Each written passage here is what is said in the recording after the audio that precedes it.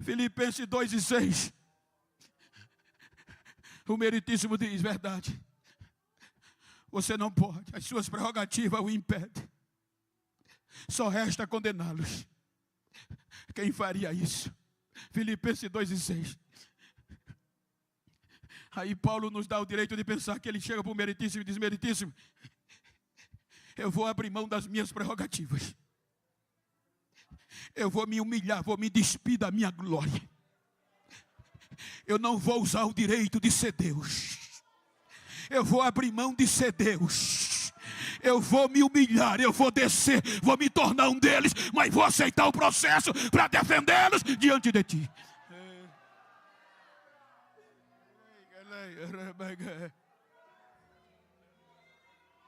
Quem faria isso?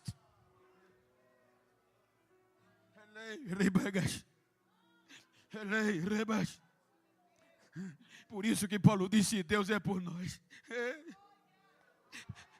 O meritíssimo aceitou humilhar o filho. O meritíssimo aceitou tirar toda a glória do filho por amor a nós. Suspende o processo. Se você analisar, me permita, eu já disse isso aqui. Permite só que eu repito lá para você entender o processo. Se você olhar na história, homens antes de Cristo mudaram a história do pensamento, filósofos, que até hoje se fala e segue seus estudos. Se você for para os dominantes, Nabucodonosor, Belsazar, Alexandre o Grande, homens que mudaram a monarquia, mas a morte e a lei, e eles não venceram. Se você for para a Bíblia, Paulo diz que o pecado veio por Adão, um homem, e a morte e o pecado venceu ele. Mas ele gerou 7, a morte e o pecado venceu, e Deus vai rolando o processo que já era para nos condenar. 7 gera Enos, Enos provoca Deus a fazer culto, mas o pecado e a morte vence ele. Enos gera Cainã, Cainã, Malalael, Malalael, Jared, Jared, Enoque. Enoque põe no coração: eu vou andar com Deus e não vou pecar. Aí Deus disse: gostei dele. Eu vou tirá-lo daí sem ver a morte para dar exemplo à geração dele. Aí Deus desce e diga: você não vai morrer, e arrebata ele vivo como o símbolo daqueles que viriam. Mas a sua geração não consegue. Metusalém vive 969 anos, mas a morte e o pecado vence. Ele gera Lameque, a morte e o pecado vence.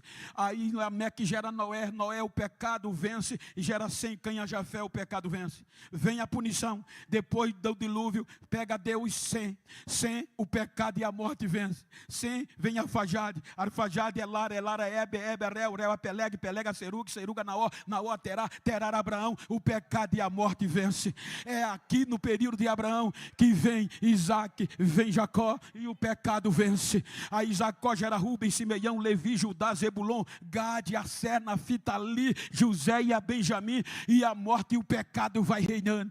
Aí aqui a unção vai começar a prevalecer depois daqui, por meio dos sacerdotes. Aí Judá entra na veia. Aí a Bíblia diz que Judá gera Perez, Perez, Esrom, Esrom, Arão, Arão, Aminadab, Aminadab gera Naasson, Naasson, Salmão, Salmão a Boaz, Boaz a Obed, Obed a Jessé, e Jessé era Davi. Aí Deus diz: agora eu achei um que vai cumprir o desejo do meu coração. Este agora vai. Aí Deus unge Davi como rei, mas o pecado e a morte vence Davi. Davi gera Salomão, Salomão a Roboão, Roboão a Abias, Abias gera Asa, Asa gera Josafá, o processo rolando e a morte vencendo. Josafá gera Jorão, Jorão a Uzia, Uzia Jotão, Jotão a Acais, Acais a Ezequias, Ezequias Manassés, Manassés a Amon, Amon a Josias, Josias a Jeconia, e vem o cativeiro. E João diz em Apocalipse que chorava muito, porque ninguém foi achado digno, nenhum advogado aceitou o nosso processo. Aí agora diz a Bíblia, Mateus, depois do exílio babilônico,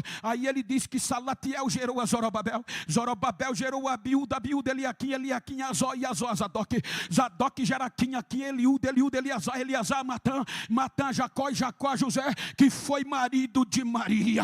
Aí neste período, Lucas 1:30, o anjo Gabriel vai em Nazaré e diz: Maria, não tenha medo, eis que no teu ventre nascerá alguém, ele vai ser grande e o nome dele vai ser Jesus, vai ser Jesus. Aí Paulo, escrevendo aos Gálatas 4, ele diz: cumprindo a plenitude dos tempos, Deus enviou seu filho, nascido de mulher, debaixo da lei, para resgatar os que estavam condenados pela lei.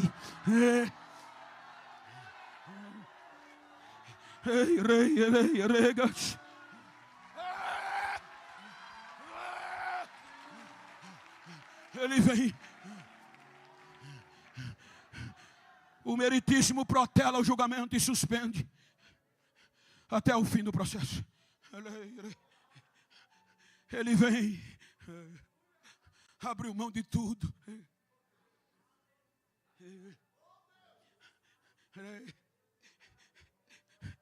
E o que ele vai fazer agora é o que foi lido na versão oficial, na leitura oficial. Ele vai depender só do Espírito. Ele se humilhou e se despiu de todo o poder que tinha como Deus para nos defender.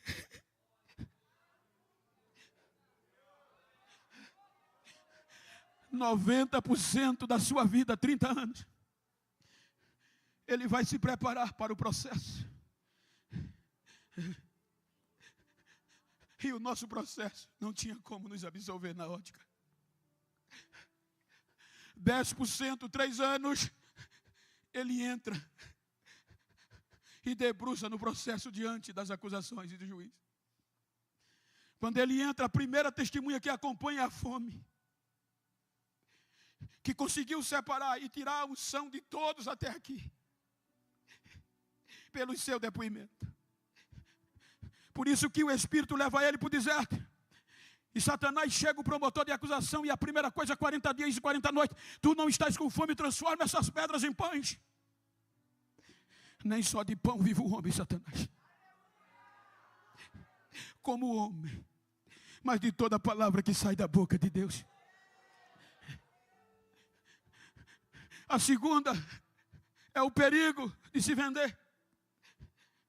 Porque Lúcifer, ou o anjo, o diabo, leva ele no alto, mais alto do templo, e vai oferecer o que Adão deu a ele, o que Adão vendeu. O que qualquer ser humano é tentado. Toda a glória do mundo me pertence, foi-me dada, e foi. E eu estou disposto a entregar a você, Jesus. Só precisa você me adorar. Afasta-te de mim, Satanás. Escrito está: só o Senhor teu Deus adorarás e só a Ele servirás.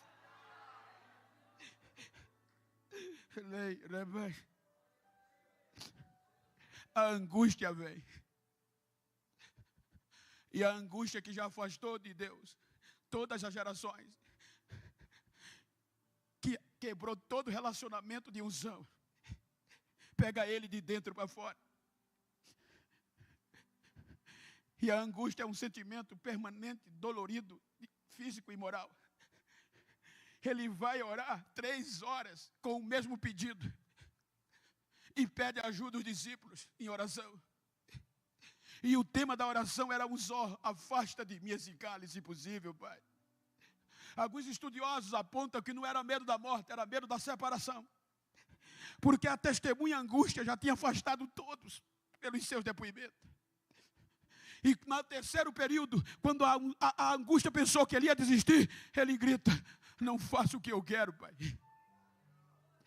mas a tua vontade prevaleça.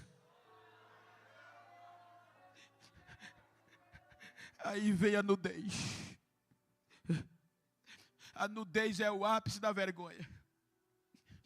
Eu participei de alguns cursos em Jerusalém, e os professores nativos dizem que a nudez dele foi total.